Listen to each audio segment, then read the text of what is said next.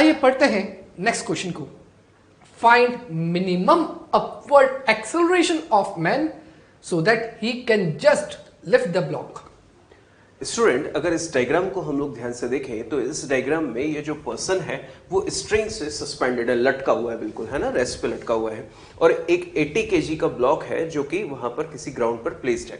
और क्वेश्चन में बोला जा रहा है कि मैन ऊपर की तरफ इस रस्सी पर कितने मिनिमम एक्सेलरेशन से क्लाइंब करे या ऊपर चढ़े जिसकी वजह से वो ब्लॉक को ठीक उठा पाए। तो बच्चों, सबसे पहली चीज इस क्वेश्चन को अगर हम लोग इमेजिन करें तो सोच के देखेगा कि यहां पर अगर हम लोग ऑब्जर्व करें तो इस पर्टिकुलर पॉइंट पर इस ब्लॉक का जो mg होगा वो कितना होगा, 800 न्यूटन। तो सोच के देखें कि इस ब्लॉक को अगर ऊपर की तरफ लिफ्ट करना है तो हमें जो ऊपर की तरफ फोर्स प्रोड्यूस करना पड़ेगा, इसमें मान लेते हैं T, उसकी वैल्यू 800 या उससे ज्यादा होनी चाहिए। 800 के बराबर कर दोगे तो अबाउट टू लिफ्ट, मतलब बस अब उठने ही वाला है। और वही चीज हमसे क्वेश्चन में पूछी गई है। और अगर टेंशन की वैल्यू 800 से ज्यादा कर देंगे तो वो ऊपर की तरफ एक्सेलरेट हो जाएगा। तो फिलहाल हमसे पूछा गया है कि उसको जस्ट लिफ्ट वाली सिचुएशन में लानी है, मतलब टेंशन की वैल्यू किसके बराबर कर देनी है, 800। सेकेंड थिंग बच्चों, थोड़ा सा अगर हम लोग दिमाग लगाएं कि पर्सन अगर लटका रहे तो देखिए यहां से यहां तक की पूरी रस्सी एक जैसी है। तो स्ट्रिंग अगर सेम है, वो आइडियल है, तो पूरी स्ट्रिंग में टेंशन की वैल्यू एग्जैक्टली सेम रहेगी। इमेजिन कीजिए कि अगर ये पर्सन लटका रहे तो इस पर नीचे की तरफ जो फोर्स लगेगा mg वो कितना होगा, 500 न्यूटन। तो आंसर दीजिए, पर्सन अगर रेस्ट पे लटका है तो टेंशन की वैल्यू उसके mg के बराबर होगी, यानी कि t की वैल्यू कितनी होगी, 500। अगर ये t की वैल्यू 500 है तो ये t की वैल्यू भी कितनी होगी, 500। और 500 की वजह से 800 को कभी भी लिफ्ट नहीं किया जा सकता। तो अगर लिफ्ट करना है तो इस टेंशन को बढ़ाना पड़ेगा। तो फिर से याद कीजिए, mg plus a, mg minus a, तो ज्यादा वैल्यू कौन सी है, mg प्लस a। तो डेफिनेटली mg प्लस a लाने के लिए जो पर्सन है उसको ऊपर एक्सेलरेशन से क्लाइंब करना पड़ेगा ताकि टेंशन की वैल्यू बढ़ जाए। तो देखिए, अगर पर्सन ऊपर की तरफ a एक्सेलरेशन से चढ़ रहा है तो हमें यहां पर इस पर्सन की इक्वेशन बनानी है। तो देखिए, t की वैल्यू जो होगी वही F नेट बराबर ma से। तो अगर हम लोग t की वैल्यू लिखें तो mg प्लस a डायरेक्टली लिख सकते हैं। अदरवाइज आप एक्सप्लेनेशन देखें तो एक्सप्लेनेशन देखिए, ऊपर क्लाइंब कर रहा है तो t minus mg is equal to ma, और उसको हमने यहां पे लिख दिया t equal to mg plus a। और बच्चों, ये t equal to mg plus a जो पर्सन ने प्रोड्यूस किया है उसकी वैल्यू 800 या उससे ज्यादा होनी चाहिए। तो मैं यहां पर लिख देता हूं to lift the block, to lift the block, ये जो टेंशन हमने निकाली है उसकी वैल्यू 800 न्यूटन से ज्यादा या बराबर होनी चाहिए। ज्यादा होगी तो ब्लॉक एक्सेलरेट कर जाएगा और बराबर होगी तो अबाउट टू लिफ्ट हो जाएगा। तो अगर हमसे यहां पर टेंशन की वैल्यू ऊपर से रखवाएं तो ये हो गया mg प्लस a और ये हो गया कितना, 800। बच्चों, m यानी कि मास ऑफ द मैन कितना है, 50। g हम लोग ले लेते हैं कितना, 10। और सॉल्व जब इसको करेंगे तो ऑब्जर्व कीजिए, एक जीरो से ये जीरो कैंसिल, और यहां पर अगर हम लोग इस 5 को आगे शिफ्ट कर दें तो ये कितना हो जाएगा, 10 प्लस a, और ये कितना होगा, 16। और एक्सेलरेशन की वैल्यू हो जाएगी 16 minus 10, 6 metre per second square. Observe कीजिए बच्चे, अगर यहां पर इस पर्टिकुलर ब्लॉक को उठाना है तो एक्सेलरेशन की वैल्यू 6 या उससे ज्यादा होनी चाहिए। पर बात हमसे चल रही है मिनिमम की, तो इसको अगर मिनिमम की फॉर्म में आंसर देना है तो कम से कम उसको 6 से तो ऊपर क्लाइंब करना ही पड़ेगा, तब जाके टेंशन 800 प्रोड्यूस होगी, और इससे ज्यादा से करेगा तो 800 से ज्यादा होगी। तो बच्चों, ध्यान रखें इस तरह के क्वेश्चन का, और सोच के देखिए कि अगर इसमें डाउनवर्ड एक्सेलरेशन जैसा कोई क्वेश्चन बना देते तो हम mg प्लस a की जगह mg माइनस a ले लेते। Students, our next question is, if velocity of lift moving in upward direction depends on time t as shown। देखिए स्टूडेंट्स, यहां पर एक लिफ्ट दी गई है जिसकी डायरेक्शन ऑफ मोशन भी आपको शो की गई है, और इसकी वेलोसिटी का वेरिएशन टाइम के साथ आपको इस ग्राफ में शो किया गया है। अब हमसे पूछा जा रहा है find capital T, that means tension in the cable between t equal to 0 to 6 second. मतलब 0 से 6 सेकेंड अगर हम लोग मार्क कर दें तो 0 से 6 सेकेंड तक के लिए आपको टेंशन कैलकुलेट करना है। और जैसे कि सर ने बोला कि लिफ्ट अपवर्ड जा रही है, तो अपने को इतना सा चेक करना है कि अपवर्ड जाते वक्त उसका एक्सेलरेशन हो रहा है या रिटार्डेशन हो रहा है। तो अपन चेक कर लेते हैं 0 से 6 सेकेंड में क्या वीटी ग्राफ का स्लोप का जो एंगल बना वो क्या एक्यूट है इसका मतलब यहाँ पर एक्सेलरेशन की वैल्यू जो भी आएगी पॉजिटिव है, इसका मतलब अपवर्ड जाते वक्त इसका एक्सेलरेशन पॉजिटिव होगा। इसका मतलब टेंशन की वैल्यू शॉर्ट ट्रिक से mg+a आएगी। तो क्या यहां से मैं निकाल सकता हूं acceleration A slope of VT graph, और ये ग्राफ वीटी ग्राफ है, तो इस 0 से 6 वाली लाइन का, ये वाली लाइन का जो स्लोप होगा वो होगा tan थीटा के बराबर, which is equal to perpendicular upon base, perpendicular is this one which is equal to 30 upon 6। तो आंसर आया 5 metre per second square.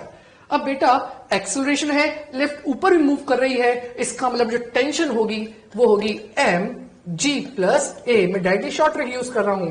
m की वैल्यू कितनी 50, this is equal to 50, g की वैल्यू 10, a की value 5। तो क्या यहां से 15 into 50 that is equal to 750 newton. तो ये आपकी टेंशन आ गई इस रोप के ऊपर जब लिफ्ट अपवर्ड मूव कर रही है with acceleration of 5 metre per second square. तो बच्चों जो ये क्वेश्चन पूछा है तो सॉल्व हो गया। अब मैं दो छोटी छोटी बात और समझा रहा हूं। सपोज मुझसे पूछा जाता कि अगर इस कंडीशन में पूछा जाए कि 6 to 10 तक टेंशन क्या होती, तो आप फटाफट आप लोग ही आंसर दे सकते हो। क्या इस पॉइंट पे velocity constant, acceleration 0, velocity constant, acceleration 0, sir ने क्या शॉर्ट ट्रिक सिखाई थी, t बराबर mg। इसका मतलब यहां पर t की वैल्यू mg के बराबर होगी, m कितना 50, g कितना 10, that is equal to 500 newton. अगर मैं इस केस की बात करूं 10 से 15, तो क्या स्लोप नेगेटिव, इसका मतलब लिफ्ट ऊपर जा रही है पर रिटार्डेशन से जा रही है। इसका मतलब यहां का जो एक्सेलरेशन आएगा वापस वो tan थीटा से निकाल लो, which is equal to perpendicular upon base, which is equal to 30 upon 5 minus 6 metre per second square. और वापस ध्यान देना एक्सेलरेशन -6 आ गया, तो शॉर्ट ट्रिक यूज करते वक्त या तो आप t इक्वल टू mg-a जब लिख रहे हो तो ये a का मैग्नीट्यूड ही होना चाहिए। तो अगर a का मैग्नीट्यूड होना चाहिए तो कितना है 6, तो आंसर होगा t equals to 50 10 minus 6 which is equals to tension equals to 200 newton. तो अपन ने फटाफट तीनों बात समझ ली है।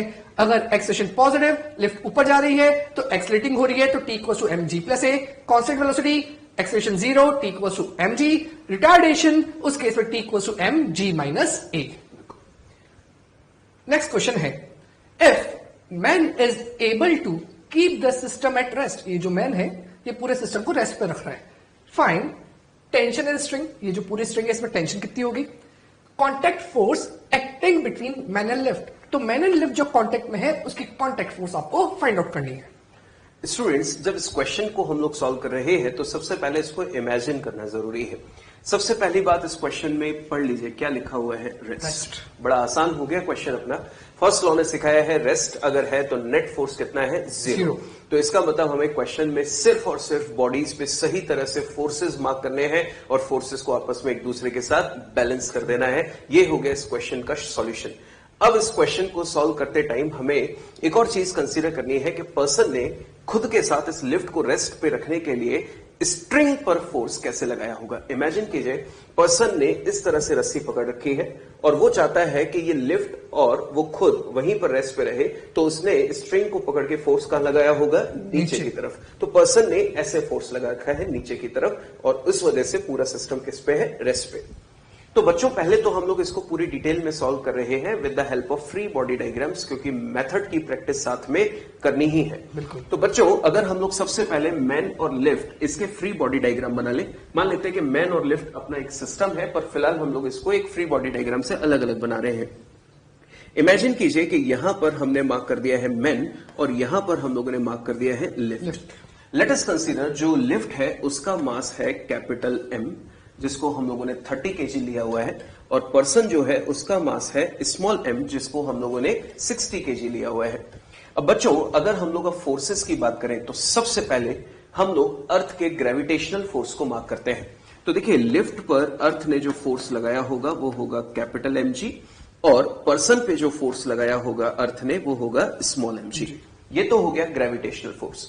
बच्चों यहां पर आप चेक कीजिए कि जो पर्सन है और लिफ्ट है आपस में कांटेक्ट में है, और बिकॉज ऑफ कांटेक्ट फोर्स लगता है उसको हम लोग क्या बोल रहे हैं, नॉन रिएक्शन। तो normal reaction action reaction pair के साथ हमको मार्क करना है। तो देखिए लिफ्ट की सरफेस ने अगर मेन पे नॉर्मल ऊपर लगाया है तो मेन ने लिफ्ट पे कहां लगाएगा, नीचे। तो देखो लिफ्ट ने मेन पे नॉर्मल लगाया अपवर्ड, तो मेन भी लिफ्ट पे नॉर्मल लगाएगा डाउनवर्ड। अब है स्ट्रिंग की वजह से टेंशन फोर्स। ऑब्जर्व कीजिए टेंशन फोर्स हमेशा कैसे लगता है, पॉइंट ऑफ कंसिडरेशन जो है उससे दूर। तो ऑब्जर्व कीजिए कि इस लिफ्ट पे यहां पर स्ट्रिंग कनेक्टेड है, तो टेंशन फोर्स लिफ्ट पे कहां लग रहा होगा, ऊपर। तो ये टेंशन फोर्स लग गया ऊपर की तरफ। अब मैंने अभी आपसे पूछा था कि इस मैन ने स्ट्रिंग को कैसे होल्ड कर रखा होगा। तो देखिए पर्सन ने स्ट्रिंग पे फोर्स कहां लगा रखा है, नीचे। तो स्ट्रिंग ने मैन पे फोर्स कहां लगाया होगा, ऊपर, because to every action there is an equal and opposite reaction. तो ये लग गया टेंशन फोर्स। अब हमारे पास क्वेश्चन का जो सबसे इंपॉर्टेंट पार्ट है वो है रेस्ट। ऑब्जर्व कीजिए जितने पॉसिबल फोर्सेस थे वो सब मार्क कर दिए। अब बारी है इन सबको एक दूसरे के साथ बैलेंस करने की। तो सबसे पहले अगर हम लोग मेन के लिए बैलेंसिंग करें तो देखिए ये हो गया N plus capital T is equal to small M G, equation number first. दूसरा यहां पर देखिए टेंशन फोर्स इन दोनों को बैलेंस कर रहा है, तो ये हो गया N plus capital M G, equation number second. Observe कीजिए अगर हम लोगों को टी और एन निकालना है, क्योंकि tension in the string and contact force मतलब नॉर्मल रिएक्शन, तो सबसे पहले हम लोग क्या करें, इस टी की वैल्यू यहां प्लेस कर देते हैं। तो टी की वैल्यू जैसे ही यहां प्लेस करेंगे, that means value of T in equation number 1, तो आफ्टर सॉल्विंग वी गेट, देखिए क्या मिलेगा अपने को, एन प्लस टी की वैल्यू अगर यहां पे रख दे तो ये हो जाएगा N plus capital M G और is equal to small M G. तो देखिए यहां से नॉर्मल रिएक्शन की वैल्यू हमें मिल गई कितनी, small M G minus capital M G upon 2। Observe कीजिए नॉर्मल रिएक्शन की वैल्यू हमने यहां पर कैलकुलेट की। अब बारी है मास की वैल्यू प्लेस करने की। Small M that means mass of man, और जी के साथ मल्टीप्लाई होने के बाद 600 माइनस कैपिटल एम क्या है, लिफ्ट का मास 300, और जी के मल्टीप्लाई के बाद तो 600 माइनस 300 इक्वल टू 300 अपॉन 2, तो ये कितना हो जाएगा, 150 न्यूटन। ये हमें मिल गया नॉर्मल रिएक्शन। बिल्कुल। और बच्चों अब नॉर्मल रिएक्शन की वैल्यू अगर हम लोग इक्वेशन नंबर सेकंड में प्लेस कर दें तो हमें क्या मिल जाएगा, टी। देखिए नॉर्मल रिएक्शन की वैल्यू हमने प्लेस कर दी 150 प्लस क्या लिखा है, कैपिटल एम जी, और कैपिटल एम कौन है, लिफ्ट का मास। तो ये हो गया कितना, 300, जी का मल्टीप्लाई होने के बाद, तो ये हो गया हमारे पास 450 न्यूटन। ये तो हो गए बच्चों पूरे मेथड और फ्री बॉडी डायग्राम की हेल्प से इस क्वेश्चन के आंसर। बट अब जरूरी है कि इस क्वेश्चन को अगर हमें जल्दी से सॉल्व करना है तो इसको डायरेक्टली सॉल्व कैसे किया जाए। बच्चों अगर हम लोग इस लिफ्ट को और मैन को अपना सिस्टम मान लें, अगर लिफ्ट को और मैन को अपना सिस्टम मान लें तो सिस्टम पे अब हमें यह चेक करना है कि नेट एक्सटर्नल फोर्स कितना है। तो बच्चों अर्थ जो है वो हमारे सिस्टम के अंदर इंक्लूडेड नहीं है, तो अर्थ इस पे जो फोर्स लगाएगी वो कौन सा होगा, एक्सटर्नल फोर्स। तो इस पूरे सिस्टम का टोटल मास कितना हो चुका है, 60 प्लस 30 यानी कि 90, और अर्थ का जो एक्सटर्नल फोर्स है वो 90 के हिसाब से कितना हो गया, 900 न्यूटन डाउनवर्ड्स। दूसरा बच्चों अब मैं जब सिस्टम कंसीडर कर रहा हूं तो सिस्टम के लिए अब मैं नॉर्मल रिएक्शन मार्क नहीं करूंगा, क्योंकि वो सिस्टम के अंदर देखिए मैन और लिफ्ट आपस में एक दूसरे पे जो फोर्स लगा रहे हैं वो सिस्टम के अंदर के फोर्सेस हैं, यानी कि इंटरनल। और हम थर्ड लॉ से बात करते आ रहे हैं कि एक्शन और रिएक्शन का सिस्टम के अंदर अगर देखा जाए तो नेट सम कितना होता है, 0। तो अब मुझे वो कंसीडर नहीं करना। और ऑब्जर्व कीजिए कि अगर टेंशन फोर्स देखा जाए तो स्ट्रिंग इस पे टोटल टेंशन कितना लगा रही है सिस्टम पे, देखिए टी इस मैन पे और टी इस लिफ्ट पे, तो टोटल कितना हो गया, 2t। So with the help of 2t अब हम लोग इनको बैलेंस कर दें एक्सटर्नल फोर्स को, तो 2t इज इक्वल टू 900, और t की वैल्यू यहां से चेक कीजिए कितनी आ रही है, 450 न्यूटन, जो हमारा आंसर भी है। पर बच्चों यहां पर एक और डाउट जो सर यहां पर बच्चों के दिमाग में आता है वो ये होता है कि सर नॉर्मल रिएक्शन को शॉर्ट ट्रिक से क्यों नहीं निकाल सकते। बच्चों एग्जैक्टली होता क्या है कि नॉर्मल रिएक्शन जो है वो इंटरनल फोर्स है, और इंटरनल फोर्स के लिए हमें सिस्टम को छोड़ के इंडिविजुअल बॉडी पर ही आना पड़ेगा, और इंडिविजुअल बॉडी में से किसी भी एक का फ्री बॉडी बना के टेंशन आपने ऐसे अगर निकाल ली है तो डायरेक्टली आप फ्री बॉडी बना के किसी भी इक्वेशन में प्लेस करके आंसर्स निकाल सकते हैं। तो जब सिस्टम कंसीडर कर रहे हैं तो नेट एक्सटर्नल फोर्स, और जब आप पर्टिकुलर बॉडी कंसीडर कर रहे हैं तो एक्सटर्नल के साथ साथ इंटरनल फोर्सेस भी मार्क करने होते हैं। तो इस क्वेश्चन में ये चीज हमने सीखी और इसको आपको प्रैक्टिस के दौरान ध्यान रखना है। शानदार सर, मजे आ गए। नेक्स्ट क्वेश्चन पढ़ते हैं, find value of T1 and T2। जैसा आप यहां पर देख सकते हैं दो मंकी हैं, एक मंकी तो ऊपर जा रहा है 3 मीटर पर सेकंड स्क्वायर से, जिसका मास 50 केजी है। दूसरा मंकी नीचे जा रहा है 2 मीटर पर सेकंड स्क्वायर से, जिसका मास 60 केजी है। तो आपको बताना है यहाँ पर T1 और T2 की वैल्यूज क्या क्या होंगी।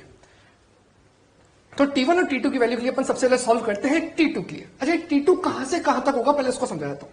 क्या ये जो मंकी है, इस मंकी ने इस पॉइंट से पकड़ रखा है, और ये जो मंकी है इसके इस पॉइंट से लेके यहां तक ये वाला पार्ट, इस वाले पार्ट तक क्या होगा T2।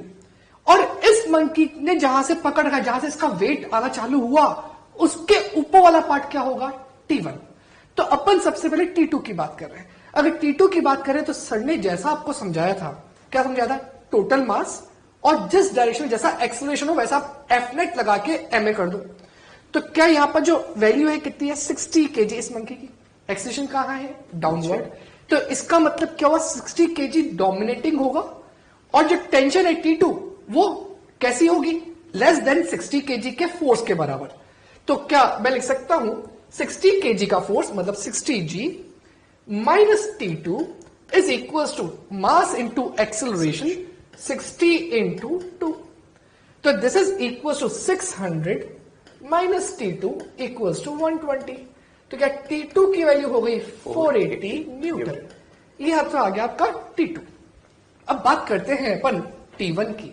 क्या T1 इसने जहां से हाथ पकड़ा हुआ है इसके ऊपर वाला पार्ट है।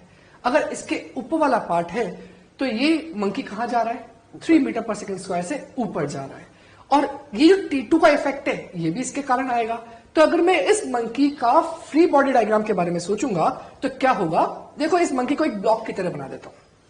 तो क्या इसके इस हाथ पर नीचे क्या लग रहा होगा T2, ये T2, उसका खुद का mg 50 इंटू जी डायरेक्टली 500 लिख देता हूं, और ऊपर क्या लग रहा होगा T1। और ये पूरा जो मंकी है ये 3 मीटर पर सेकंड स्क्वायर से ऊपर जा रहा है। बिल्कुल सर। तो क्या यहां पर डोमिनेटिंग फोर्स कौन सा होगा T1, और ये दोनों फोर्सेस इससे तो कम होंगे तभी तो ऊपर जा रहा है। तो इसकी इक्वेशन क्या लिख सकता हूं, इसकी इक्वेशन बच्चों यहां लिख देता हूं T1 माइनस T2 प्लस 500। तो क्या ब्रैकेट में T2 प्लस 500 इक्वल्स टू इसका मास 50 इंटू 3। तो यहां से मेरे पास आंसर क्या आएगा वो देखते हैं। क्या T2 अपना पहले ही आ चुका है 480 प्लस 500 980। तो माइनस 980 इक्वल्स टू 50 इंटू 3 150। क्या ये 150 यहां पर जब मैं ऐड कर दूंगा तो आंसर क्या आएगा T1 इक्वल्स टू 1130 न्यूटन। तो answer is 1130 Newton, and this is the required answers. Students, अब हम लोग टॉपिक डिस्कस कर रहे हैं इक्विलिब्रियम, जिसमें सबसे पहली चीज हम लोग यहां पर डिस्कशन कर रहे हैं ट्रांसलेशनल इक्विलिब्रियम। बच्चों देखिए, ट्रांसलेशनल इक्विलिब्रियम जब हम लोग समझते हैं तो हमें न्यूटन का फर्स्ट लॉ याद आता है।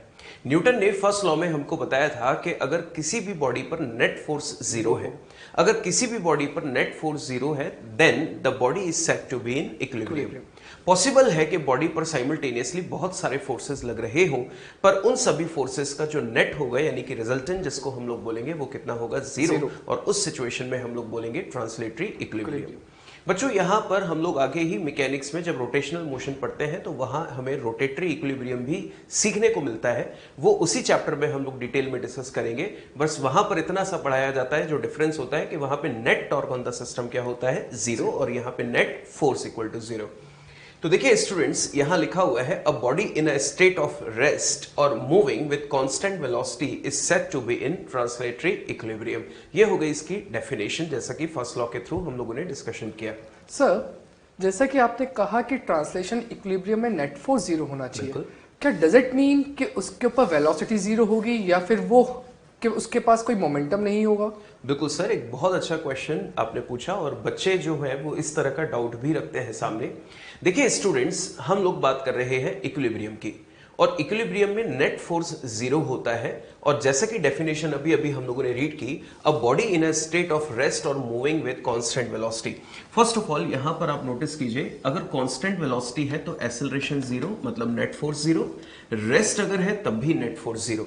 इसका मतलब पॉसिबल है कि इक्विलिब्रियम में दो सिचुएशन हो सकती है। पहली कि वहां पर उस पर रेस्ट भी हो सकता है, और दूसरा कि बॉडी कांस्टेंट वेलोसिटी से मूविंग हो सकती है। और अगर कांस्टेंट वेलोसिटी से बॉडी मूविंग है तो उसके पास मोमेंटम भी हो सकता है, काइनेटिक एनर्जी भी हो सकती है। बट जो असेंशियल चीज है वो ये कि एक्सेलरेशन नहीं होना चाहिए, क्योंकि एक्सेलरेशन तो तब होता है जब नेट फोर्स हो, और हम बात कर रहे हैं कि नेट फोर्स नहीं है तो एक्सेलरेशन भी नहीं होगा, बट मोमेंटम और काइनेटिक एनर्जी हो सकती है। बिल्कुल। तो वही चीज बच्चों हम लोग यहां पर डिस्कस कर रहे थे, जैसा सर ने आपके लिए क्वेश्चन पूछा, when it is at rest it is in static equilibrium, and second है when it is moving with constant velocity it is in dynamic equilibrium.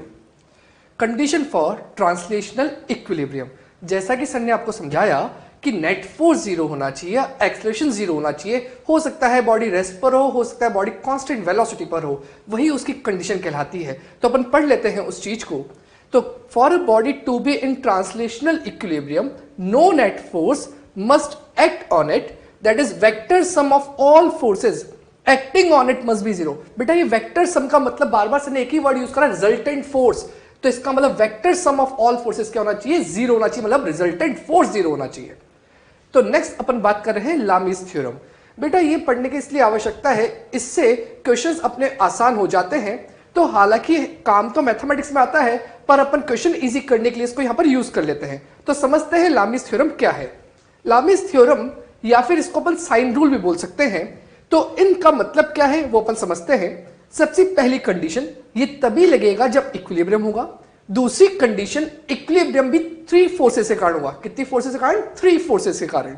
इसका मतलब ये हुआ कि सपोज मान लेते हैं ये डायग्राम को, यहां पर मैंने तीन फोर्सेस है, F1, F2, F3, and I said कि ये इक्विलिब्रियम में है। इसका मतलब इस पे नेट फोर्स कैसा है? जीरो। तो लामीज थ्योरम ये कहती है force is proportional to sine of the angle, और एंगल वो होना चाहिए जो फोर्स के अपोजिट डायरेक्शन में अदर टू फोर्सेस के बीच में बना हो। इसका मतलब ये हुआ ये F1 फोर्स, क्या इसके अपोजिट डायरेक्शन में अदर टू फोर्सेस के बीच में एंगल क्या है? A। इसका इतना सा मतलब है कि F1 is proportional to sine of that angle. तो अगर मैं प्रोपोर्शनलिटी हटाता हूं तो क्या हो जाएगा? F1 इक्वल्स टू कोई कांस्टेंट अज्यूम कर लेते हैं K साइन A। अगर मैं इसी चीज को लिख दूं तो F1 upon sine A is equals to K। बिल्कुल सर। तो क्या अगर मैं F2 फोर्स की बात करूं तो आप सोच सकते हो F2 के अपोजिट में कौन सा एंगल है? B। तो आई can say F2 upon sine B is also equal to K। तो इससे इतना सा मतलब समझ में आया कि अगर मैं इनको इक्वेट कर दूं, बिकॉज दोनों के दोनों K के बराबर हैं, तो F1 upon sine A F2 upon sine B equal हो जाएंगे। तो इसलिए अपन ने क्या लिखा? F1 upon sine A is equal to F2 upon sine B, and similarly for F3, F3 के अपोजिट में C, F3 upon sign C। अब एक और चीज होती है कि अगर फोर्सेस इस फॉर्म में ना हो तो हो सकता है साइक्लिक वेक्टर के फॉर्म में हो। आपको एक चीज मालूम होनी चाहिए, साइक्लिक वेक्टर का नेट आंसर क्या आता है? जीरो। इसका मतलब ये सारी फोर्सेस साइक्लिक फॉर्म में है, तो इनका भी नेट आंसर तो जीरो आएगा, मतलब ये इक्विलिब्रियम में है। तो ध्यान से देखना, F1 के सामने क्या? अल्फा। आपके मन में एक डाउट आ सकता है, सर वेक्टर्स के एंगल तो एंगल वो लेते हैं जो दोनों के टेल्स के बीच में हो या दोनों के हेड के बीच में हो। इसका मतलब इफेक्टिव एंगल तो 180 माइनस अल्फा होना चाहिए। तो बेटा मैं इतनी सी बात कहूंगा कि sine 180 minus alpha sine alpha ही होता है। इसका ये मतलब हो गया कि अपन यहां पर याद कर ऐसा सकते हैं, F1 अपॉन साइन अल्फा उसके सामने वाला, F2 upon sine beta equal to F3 upon sine gamma. तो एक बात ध्यान रखनी है, कैसा? या तो साइक्लिक हो तो इसका नेट फोर्स जीरो, मतलब इक्विलिब्रियम, मतलब तीन फोर्सेस भी होने चाहिए। तो उस कंडीशन आप क्या यूज कर सकते हो? लामी। और लामी को कैसे यूज करेंगे क्वेश्चंस के अंदर, वो अपन आपके आगे देखेंगे। देखिए स्टूडेंट, सर ने आपको एक बहुत अच्छा मेथड, एक बहुत अच्छा रूल सिखाया। बस सर ने जैसे आपको बाउंडेशंस बताई, उनका ध्यान रखिएगा कि वहां पर इक्विलिब्रियम होना चाहिए, वो भी तीन फोर्सेस की प्रेजेंस में। बिल्कुल सर। अब स्टूडेंट्स हम लोग इस पर बेस्ड क्वेश्चन डिस्कस करते हैं। सबसे पहले इस क्वेश्चन में लिखा हुआ है, a block of weight 100 newton is suspended as shown, जैसा कि आप यहां पर देख सकते हैं, W यानी कि उसकी वैल्यू हमें गिवन है, with the help of 3 strings, then find the tension in each of the 3 strings. तो स्टूडेंट्स सबसे पहले अगर हम लोग इन स्ट्रिंग्स में हम लोग फोर्सेस रिप्रेजेंट कर दें तो देखिए जैसा कि हम लोगों ने टेंशन फोर्स पढ़ते टाइम सीखा था कि डिफरेंट स्ट्रिंग्स हैं तो उसमें टेंशन की वैल्यू भी अलग अलग हो सकती है। तो देखिए स्टूडेंट्स अगर हम लोग यहाँ पे टेंशन फोर्स मार्क करें तो लेट अस कंसीडर ये टेंशन हमने मार्क कर दिया T1, इसको हम लोग मार्क कर देते हैं T2 और इसको हम लोग मार्क कर देते हैं T3। तो देखिए स्टूडेंट्स अगर हमें इक्विलिब्रियम टॉपिक दिया गया है तो हमारे पास क्वेश्चन सॉल्व करने का बहुत आसान तरीका है। इक्विलिब्रियम है तो वहां पर जितने भी पॉसिबल फोर्सेस हैं सबसे पहले उनको रिप्रेजेंट कीजिए। हम स्टेप वाइज बात कर रहे हैं। तो देखिए बच्चों स्ट्रिंग्स 3 थी तो 3 टेंशन फोर्स हमने रिप्रेजेंट किए। एक फोर्स और है जो मुझे रिप्रेजेंट करना चाहिए जो कि ऑलरेडी क्वेश्चन में गिवन है, दैट इज 100 जो कि mg यानी कि वेट के बराबर है। इसको हम लोग लिख देते हैं 100 न्यूटन। बिल्कुल सर। तो स्टेप नंबर 1 कहती है जितने पॉसिबल फोर्सेस हैं हमें उन्हें सबसे पहले रिप्रेजेंट कर लेना चाहिए जैसा हमने किया। स्टेप 2 कहती है कि अगर कोई फोर्स आप ऐसा देख रहे हैं जो किसी एंगल पर है तो हमें उसके कंपोनेंट्स कर लेने चाहिए।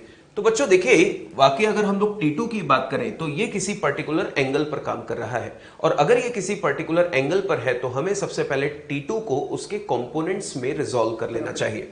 तो देखिए जब हम लोग इसको रिजॉल्व करेंगे तो ऑब्जर्व कीजिए ये एंगल 60 है तो अल्टरनेट एंगल ये भी कितना होगा 60।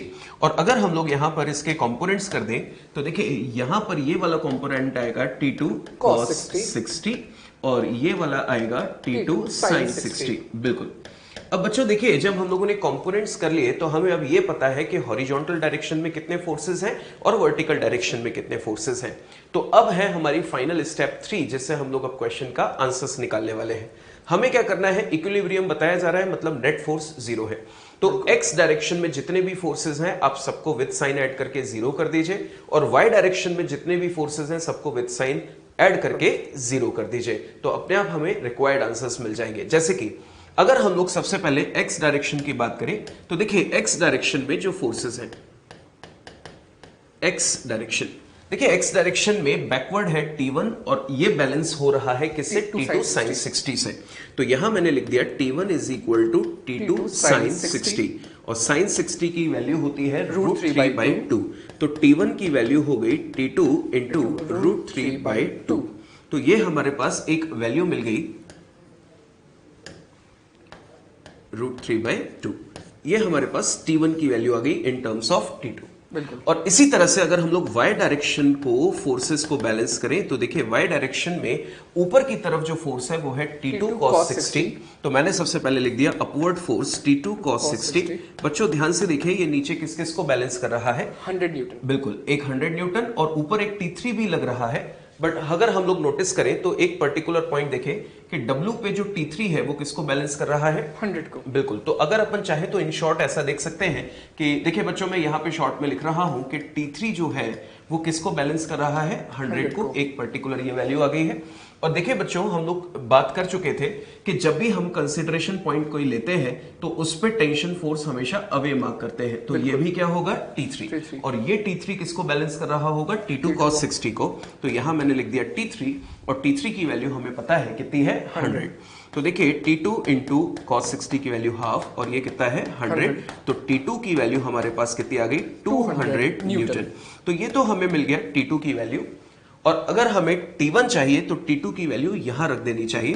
तो ऑब्जर्व कीजिए बच्चों अगर मैं इसको यहां प्लेस कर दूं तो T1 आ जाएगा, T2 की वैल्यू यहां प्लेस करें तो 200 √3/2। तो T1 की वैल्यू आ गई 100 √3 न्यूटन। ये थे हमारे इस क्वेश्चन के डिजायर्ड आंसर। बट सर जैसा कि आपको सर ने बताया लामीज थ्योरम, तो हम लोग उस लामीज थ्योरम से भी सर आपको इस क्वेश्चन को सॉल्व करके बताएंगे। तो आप नोटिस करना कि इसी क्वेश्चन को इस मेथड के साथ साथ और किस तरह से जल्दी से सॉल्व किया जा सकता है। बिल्कुल बच्चों ध्यान से देखना, इस पॉइंट पे ध्यान देना। क्या ये पॉइंट इक्विलिब्रियम में है और इस पर 3 फोर्सेस लग रही है। जैसा सर ने बोला जिस पॉइंट को कंसीडर करना है उसके अवे अपने को टेंशन लगानी होती है अलोंग द स्ट्रिंग। तो मैं वही कंसीडर कर रहा हूं। ये पॉइंट यहां मैंने बना लिया। तो क्या इस जगह हो गया T2, इधर हो गया T1 और नीचे जो सर ने बोला था T3। और T3 की वैल्यू किसके बराबर है 100 न्यूटन के बराबर, mg के बराबर। तो मैंने डायरेक्टली क्या लिख दिया 100। अगर मैं बात करूं तो T3 के सामने जो एंगल है पहले मेरे को इस एंगल की जरूरत पड़ेगी। तो ये एंगल कितना होगा वो ध्यान से देखते हैं। क्या सर ने ये एंगल 60 लिख के रखा है वर्टिकल से, रिमेनिंग एंगल क्या बचा 90। तो ये हो गया 90 + 60 मतलब 150। और आप चाहें तो इसको 90 प्लस 60 भी लिख सकते हैं, ये 90 प्लस 60। सिमिलरली T1 और T3, क्या T1 हॉरिजॉन्टल है, T3 वर्टिकल है, तो दोनों के बीच का जो एंगल है वो कितना हो गया 90। एंड T2 एंड T3 के बीच में, तो क्या T2 ये वाला है और T3 ये है, कैसे एंगल निकालेंगे, क्या ये 60 है तो ये वाला इतना सा एंगल कितना होगा 30 और रिमेनिंग एंगल कितना हो गया 90, तो आई कैन से दिस इज 90 प्लस 30। अब बात आती है लामीज थ्योरम को यूज करने की, तो कैसे यूज करेंगे, T3 की वैल्यू कितनी 100, तो आई कैन से 100 अपॉन उसके अपोजिट एंगल 90 प्लस 60, तो sine 90 plus 60 which is equal to T1। अगर मैं T1 लेता हूं तो T1 के सामने कौन है 90 प्लस 30, तो T1 upon sine 90 plus 30 which is equal to T2 के सामने कौन है 90, तो आई कैन से T2 अपॉन साइन 90। अब देखो सबसे इजीएस्ट वैल्यू क्या है साइन 90 क्या हो जाएगा 1 हो जाएगा, तो मैं इसको ऐसे एरो करके लिख रहा हूं 1। अब ध्यान देना, क्या T2 निकालना बहुत आसान है, तीनों एक दूसरे को इक्वल है, तो सबसे पहले मैं चेक करता हूं इस T2 को और इस पहली टर्म को, तो 100 upon sine 90 plus 60, what is sine 90 plus 60 cos 60, और cos 60 की वैल्यू कितनी होती है हाफ, तो आई कैन से 100 अपॉन हाफ, क्या वो हाफ का 2 पर आ जाएगा, बिल्कुल, दैट इज इक्वल टू 200, और ये 200 किसके बराबर हो गया, इस T1 अपॉन cos 30 के भी बराबर हो गया और T2 के भी बराबर हो गया, क्योंकि यहां पर साइन 90 क्या हो जाएगा 1। तो क्या यहां से तुम्हें डायरेक्टली दिखाई दे रहा है कि T2 के लिए 200 तो पक्का हो गई, जैसे सर ने निकाला था T2 इक्वल टू 200 न्यूटन, और रही बात T1 की, तो इस cos 30 को यहां मल्टीप्लाई कर दो, तो आई can say T1 is equal to 200 cos 30 which is equal to √3/2, correct, 100 √3 directly लिख सकते हैं बिकॉज cos 30 √3/2 होता है, और 200 से कैंसिल होने के बाद क्या बचेगा 100 √3 न्यूटन, तो ये आपका आंसर हो गया। तो क्या ध्यान रखना है, फोर्सेस के अपोजिट वाले एंगल लेने हैं और नीचे साइन के साथ उसको लिखना है, तो आपका आंसर बहुत इजीली आएगा। आइए बच्चों, अब हम लोग डिस्कस करते हैं next question, and the question is 2 persons hold a rope of negligible weight tightly at its end so that it is horizontal। Imagine कीजिए कि 2 पर्सन है, एक स्ट्रिंग को हम लोगों ने होल्ड किया हुआ है, मैं एक पर्सन हूं, मैंने इसको बैकवर्ड डायरेक्शन में खींच रखा है और सर ने इसको आउटवर्ड डायरेक्शन में खींच रखा है, जिसकी वजह से ये जो स्ट्रिंग है वो बिल्कुल स्ट्रेट है, जस्ट लाइक दिस, ऑब्जर्व कीजिए ऐसे, और 2 पर्सन ने इनको अपनी अपनी तरफ पुल कर रखा है, जिसकी वजह से स्ट्रिंग कैसी है बिल्कुल स्ट्रेट। अब बोला गया अ 15 kg weight is attached to the rope at the midpoint which is now no longer remains horizontal। Students imagine कीजिए कि अगर हम लोग यहां पर एक वेट सस्पेंड कर दें और उसका मास हो 15 kg, तो आप नोटिस कर सकते हैं कि जैसे ही हम लोग यहां पे ब्लॉक सस्पेंड करेंगे, तो जैसा कि क्वेश्चन में दिया है कि स्ट्रिंग अब हॉरिजॉन्टल नहीं रहेगी, वो कुछ इस पर्टिकुलर वे में टिल्ट हो जाएगी या पर्टिकुलर वे में इस तरह से झुक जाएगी, और क्वेश्चन में बोला गया है कि 15 kg का ब्लॉक हमने इसके साथ सस्पेंड किया है। स्टूडेंट्स अगर हम लोग यहां पर ऑब्जर्वेशन करें तो स्ट्रिंग पहले हॉरिजॉन्टल थी, अब किसी पर्टिकुलर एंगल पर इंक्लाइंड है, तो इन एंगल को अगर हम लोग मार्क करें तो ये मार्क कर देते हैं एज थीटा और ये भी मार्क कर देते हैं एज थीटा, क्योंकि हम लोगों ने उसको मिड पॉइंट पर सस्पेंड किया है। बिल्कुल आगे लिखा हुआ है find the minimum tension required to completely straighten the top. मतलब अब ये पूछ रहे हैं कि इन दोनों पर्संस को अब वापस से इसको कितना खींच के टेंशन प्रोड्यूस करना चाहिए सो दैट ये ब्लॉक वापस से ऊपर आ जाए और स्ट्रिंग कैसी हो जाए स्ट्रेट। तो स्टूडेंट्स चेक करते हैं ऐसा कैसे होगा। तो अगर हम लोग यहां पर जैसा हम लोगों ने सीखा था, सबसे पहले फोर्सेस मार्क करें, तो देखिए स्टूडेंट्स यहां पर mg फोर्स कितना होगा 115 न्यूटन। अगर हम लोग यहां पे टेंशन मार्क कर दें, अगर ये T1 है और इसको हम लोग मार्क कर दें T2, तो देखिए T1 और T2 इक्वल ही आएगा, बट इसको हम लोग पूरे प्रोसेस से सॉल्व करें तो देखिए बच्चों अगर इसके कंपोनेंट्स कर दें तो हमने क्या सीखा था, सबसे पहले सभी फोर्सेस मार्क करें। दूसरा हम लोगों ने सीखा था जो भी किसी एंगल पर है उसके क्या कर लेने चाहिए, कंपोनेंट्स। तो देखिए ये थीटा है तो ये भी होगा थीटा और ये भी क्या हो जाएगा थीटा। कंपोनेंट्स कीजिए तो ये हो जाएगा T1 cos थीटा और ये होगा T2 cos थीटा। जबकि वर्टिकल कंपोनेंट्स अगर हम लोग दोनों फोर्सेस के करें तो एक होगा T1 sin थीटा और दूसरा होगा T2 sin थीटा। बिल्कुल अब बच्चों ऑब्जर्व कीजिए, हमें क्या करना है, नेट फोर्स 0 है, बैलेंस रखना है, तो हॉरिजॉन्टल फोर्सेस एक दूसरे को बैलेंस कर रहे हैं। तो देखिए अगर हम लोग यहीं पर इसको कैलकुलेट करें तो हॉरिजॉन्टल फोर्स जो आगे लग रहा है उसने बैकवर्ड हॉरिजॉन्टल फोर्स को बैलेंस कर रखा है।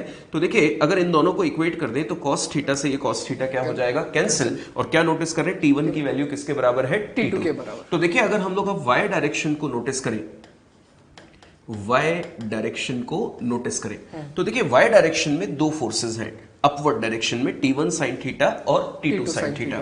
तो मैंने यहां पे लिख दिया T1 sin theta plus T2 sin theta. अब डाउनवर्ड ये किसको बैलेंस कर रहे हैं, 150 को।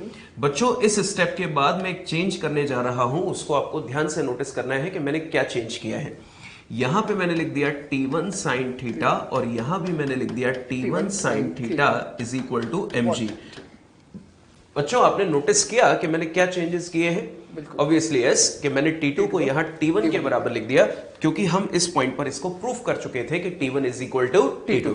तो इसको मैं लिख सकता हूं 2T1 sin theta is equal to 150 और T1 की वैल्यू अगर हम लोग निकालें तो यह हो जाएगा 75 अपॉन sin थीटा। बच्चों नोटिस कीजिए ये हमारे पास टेंशन का एक्सप्रेशन आया है। अब क्वेश्चन में लास्ट लाइन क्या लिखी है, find the minimum tension required to completely straighten the top. इसका मतलब है कि हमें इतना टेंशन जनरेट करना है कि ये जो स्ट्रिंग है जो टिल्टेड हो गई है, किसी एंगल पर इंक्लाइन हो गई है, वो वापस से सीधी हो जाए। तो इमेजिन कीजिए कि अगर ये स्ट्रिंग वापस से सीधा होना चाहती है तो जब ये हॉरिजॉन्टल हो जाएगी तो थीटा की वैल्यू क्या हो जाएगी, 0। तो अगर मैं स्ट्रिंग को स्ट्रेट करना चाहता हूं तो थीटा की वैल्यू मुझे क्या रखनी होगी, 0। और आप सभी जानते हैं कि थीटा अगर 0 है तो साइन 0 की वैल्यू 0।